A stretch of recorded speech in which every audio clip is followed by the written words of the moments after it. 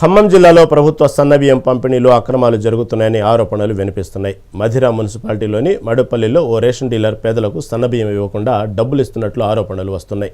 Ration కార్డులో పేర్లను తొలగిస్తామని బెదిరించి డబ్బులు తీసుకోవాలని ఒత్తిడి చేస్తున్నాడని స్థానికులు ఆవేదన వ్యక్తం చేస్తున్నారు.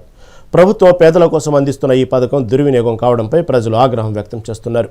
ఈ ఘటనపై అధికారులు తక్షణమే స్పందించి తనిఖీలు చేపట్టాలని ప్రజలు కోరుతున్నారు.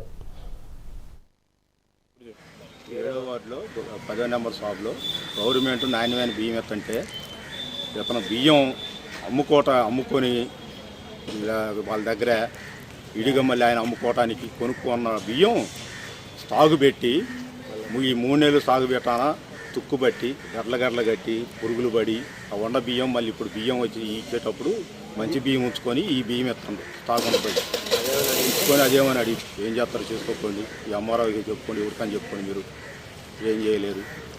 తొందరగా గారు డీలర్ కాబట్టి ప్రజలందరికీ న్యాయమైన ధరకి న్యాయమైన సన్నబియ్యం ఇవ్వాలి, వాళ్ళని ఇబ్బంది పెట్టద్దు. మరీ ఎక్కువైతే కష్టమైతే జాగ్రత్త మాట్లాడి వేసుకోవాలని అనుకూలంగా ఉండు, ప్రజలు న్యాయం చేయండి.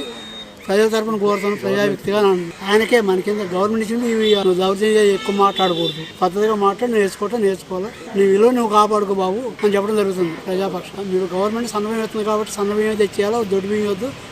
మీ కాడికి వచ్చి పద్ధతిగా నేర్చుకుని ఎక్కువ మాట్లాడకూడదు. ఆడవాళ్ళైనా మగవాళ్ళైనా నీకే ముప్పు వస్తుంది. నేను లేటరే పోతున్నా సాయంత్రం కదా అని చెప్పి జరుగుతుంది. ఆలోచించుకొని మాట్లాడాలి.